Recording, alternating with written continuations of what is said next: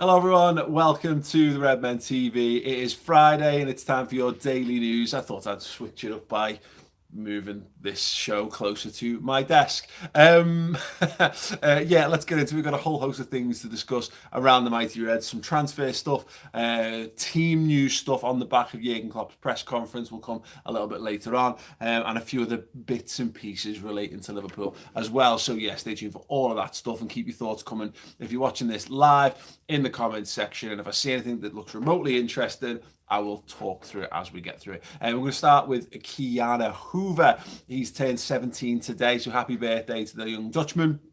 Hopefully he's not even old enough to go for the bevy yet. This is hilarious. He's played centre half for Liverpool and he can't even drink. He is eligible to sign his first professional contract from today. Now, we've seen a lot of stuff where particularly Ryan Brewster, there's a couple of local British lads in the last few years where there's been a sheer desperation to get them to their 17th birthday so Liverpool can get them tied down. Interesting that David Lynch from the Evening Standard says there isn't a great rush from Liverpool and there isn't a great rush from his agent or the player himself. There's a very strong bond, he claims, between all three of those, so there's just no rush to get it done. It'll get done in due course. When there's a good moment to do it, it'll be a good moment to do it and they'll go from there. Sorry, some people commented it. Yes, it's a Bayern Munich tracksuit. It's also a Bayern Munich t-shirt underneath. It's cheaper to buy stuff with Adidas on if it's also got another club's badge, and hopefully we just smash them. I don't have to put this in the bin the same way I did with all my Real Madrid stuff last year. So yeah, interesting stuff. Mourinho's been talking about Salah to be in sports. I mean, largely people don't really care about Jose Mourinho, do they? But he's been asked about Mohamed Salah and his role in not just buying him but selling him, and he said when the club decided to sell him, it was not me.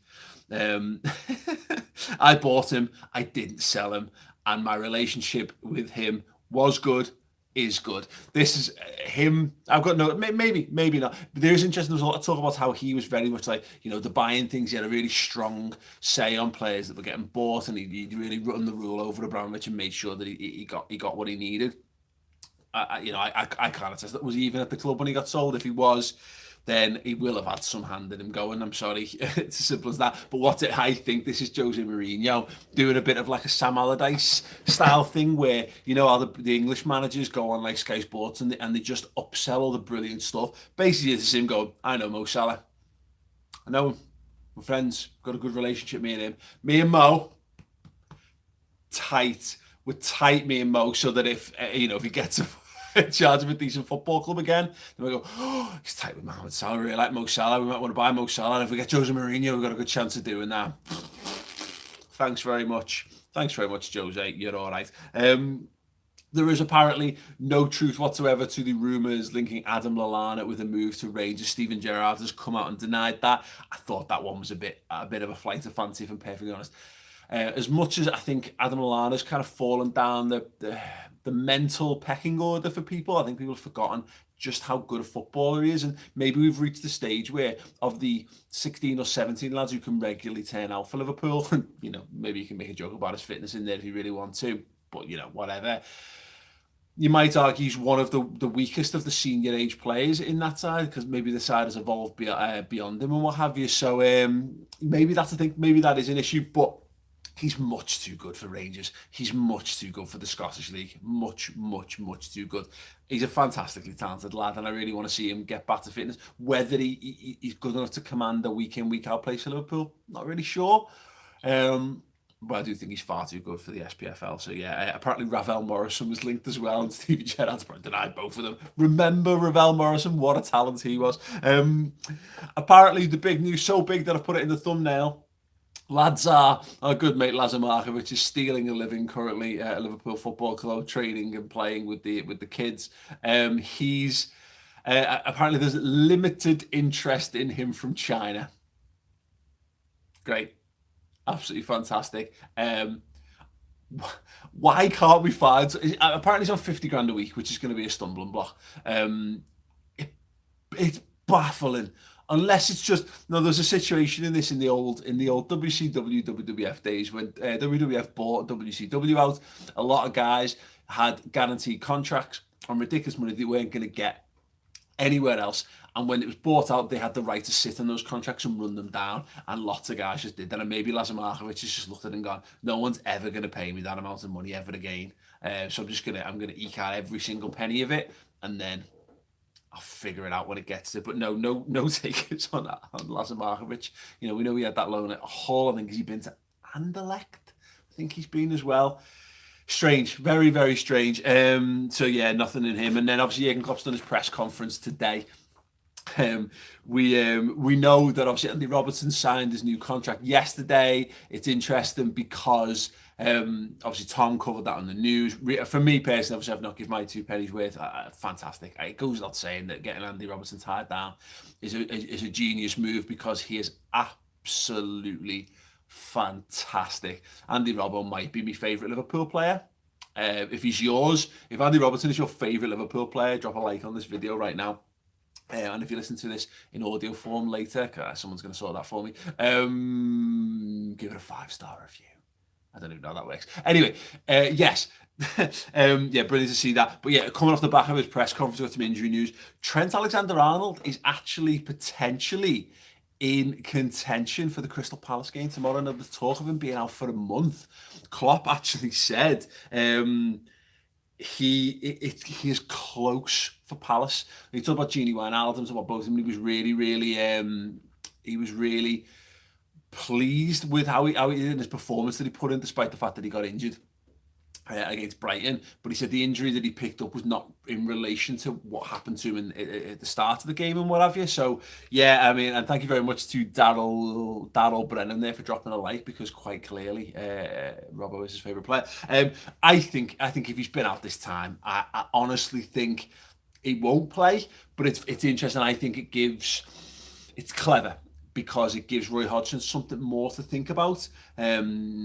It might alter his preparations, because look, let's be honest, James Milner's probably going to start right back in this game. But it is very, very interesting that, you know, if he's close, that it's a potential that Trent could be involved the weekend, which is fantastic, because Liverpool are a little thin on the ground in the right back situation.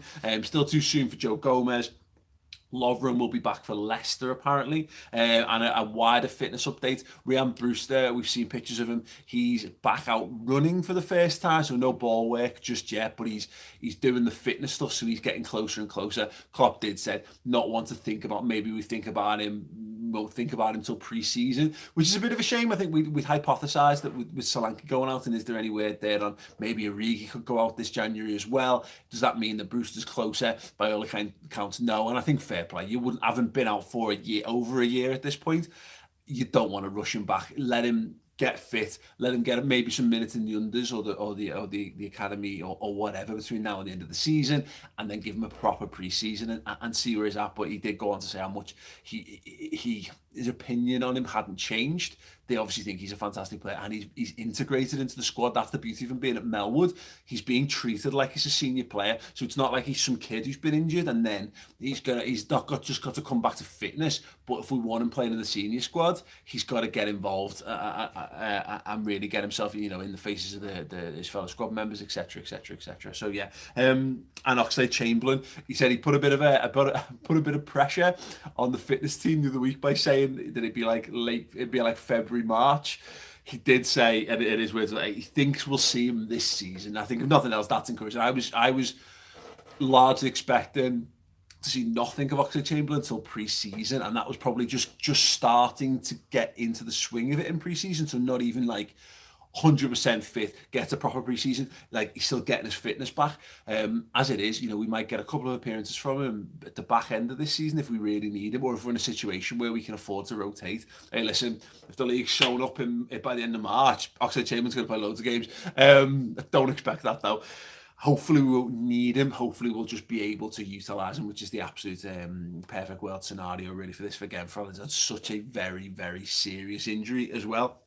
So yeah, all very encouraging stuff, all very positive things around the Mighty Reds this Friday. Crystal Palace to come. If you've seen it already, the build-up show should be out now. I think Chris has done starting 11 prediction as well. We've got a whole host of stuff going on the redmentv.com. In fact, I have right here, excuse me, that was a lot of forehead for you there. The Reds transfer roundup show was recorded yesterday on the redmentv.com. The lads talked about Ciro Immobile, more on Connor Cody, Curtis Jones being linked to the Bundesliga, Felipe Coutinho's, and the fact that he's basically not coming to Liverpool, and maybe a bit about how he's sad, which is quite funny. More on Simon Mignolet and more on the Lallana Markovic stuff. That's going to be on the Reds transfer roundup. That is on the redmentv.com. Get over there. I've said it plenty of times and I'll say it again. It makes everything we do possible for the wonderful people who subscribe to the website. So get over there. It is free for the first month. So if you want to go and try it, get involved, see how you feel all about it. I keep mentioning it, and we've sold it loads because we should do. My interview with Jurgen Klopp is on there, and it's a really fascinating listen now, over half a season in, to see how much stuff that he talked about that we didn't really get at the time when he talked about defensive stability, he talked about building the defence and how important it was to him to have a team that could defend first and foremost. Really, you can start to see what he was talking about then and how it started to be, put in place as this season's gone into interesting stuff, and that's there. If you like it, it's £5 a month thereafter, which is, it works out of, basically a pittance for the amount of incredible content there that we put out on there. But yes, thanks to Mark Southall there who says he subscribed. If you do subscribe, let people know. Spread the word, let people know how good it is. We've got a fantastic community developing over on there. We've also got a community that we put off there over to Facebook as well, so you can get involved with us and have more chats with us and loads of phenomenal content, transfer stuff, stats, tactics. We cover the women's team as well over there with the podcast and around the league. It's boss. I thoroughly enjoy it. You should thoroughly enjoy it too. But other than that, everyone, have a fantastic Friday. If you can't be asked to subscribe and you want more from me, get over to my YouTube channel, which is Mates TV. I'll put an annotation at the end. Thank you very much to all our viewers, subscribers. See you all soon. Happy Friday, everyone. Up the Reds. Let's hope we dick